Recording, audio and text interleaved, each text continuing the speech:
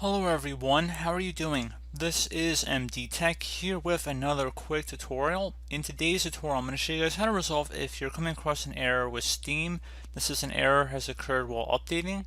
So this should hopefully be a pretty straightforward tutorial guys, and without further ado let's go ahead and jump right into it. So what we're going to begin with is start by selecting the Steam tab up the top left corner of the application and go ahead and select Settings.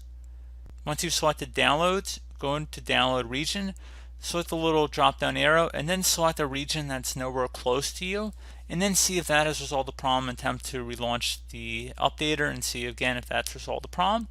You can also attempt to clear the download cache, so if you select that, you're going to go ahead and select yes, and you'll have to relaunch into Steam again here.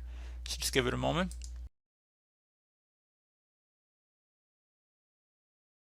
You have to enter back in your credentials in order to get back in. Then you would log back in. So as always, thank you guys for watching. I do hope I was able to help you out, and I do look forward to catching you all in the next tutorial. Goodbye.